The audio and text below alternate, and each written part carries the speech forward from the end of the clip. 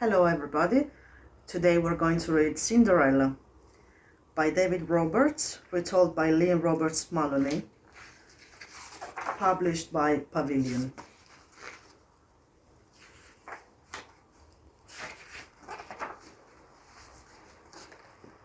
In a time not too long ago, and in a land much like our own, there lived a young and beautiful girl.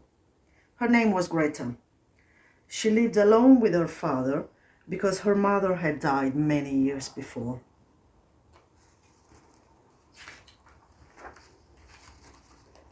Greta's father was a kind man. He could be quite forgetful and could not see anything at all without his glasses. One day, he gathered up his papers and set off for the city to attend an important meeting. "Goodbye, Greta dear. I shall be back in 2 days," he called. When he finally returned after 2 weeks, he had a big surprise. In the city, he had met a woman whose beauty was such that it could only be recognized by a few, particularly those who had lost their glasses. He married the woman straight away in a church that was cold and hard, rather like his new wife's heart. She had 2 daughters, Elvira and Ermintrude. Elvira was as wicked as Ermintrude was dim, and Ermintrude was very, very dim.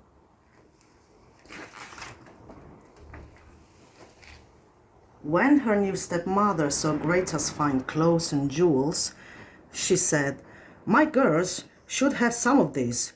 You do not need them all." Elvira and Ermintrude fought over every piece and left Greta with only one simple frock. "Greta, your room is perfect for my girls. You can find another," her stepmother said smugly.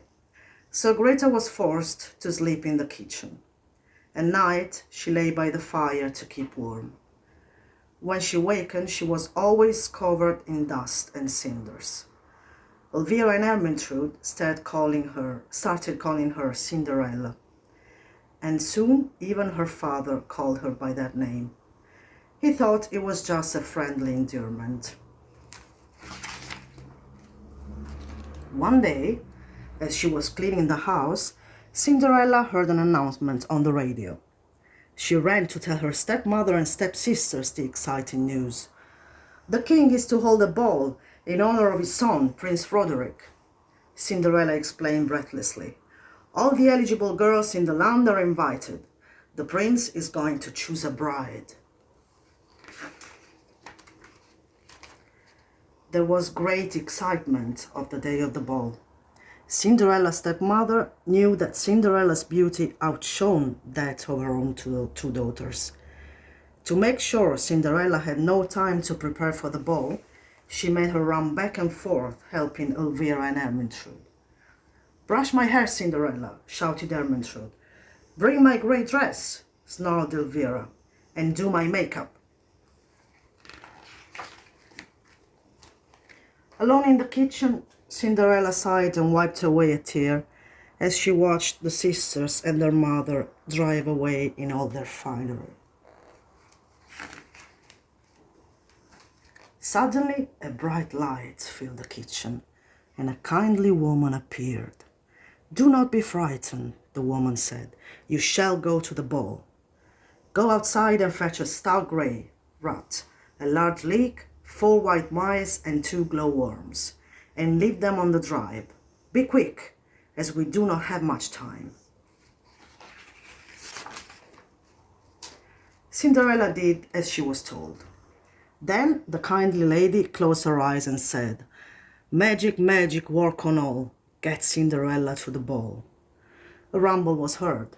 Then a flash of light revealed a chauffeur standing in front of a gleaming white car. Cinderella found that her rags had changed into a beautiful gown, and on her feet were glass slippers. "You are ready," said the kindly lady, "but beware, you must be home before midnight." With that, she disappeared. Cinderella climbed into the car and sped off to the ball. The ball was already in full swing when Cinderella crept in. anxious in case her stepsisters recognized her. "This is hopeless," Prince Roderick muttered to himself as he prepared to leave. "There is no one here whom I find interesting." Then his eyes fell on Cinderella. In an instant, he fell in love. The prince took Cinderella's hand and led her to the dance floor.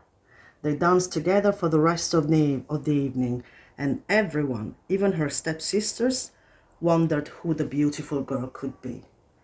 Then the clock began to strike midnight. Cinderella, remembering the kindly woman's warning, raced to the door. As she ran down the palace steps, her beautiful clothes began to turn into rags.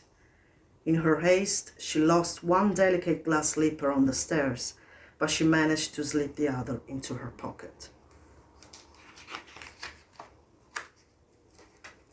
In the car park, Cinderella found her leek, rat, mice and glowworms where the car and chauffeur had been.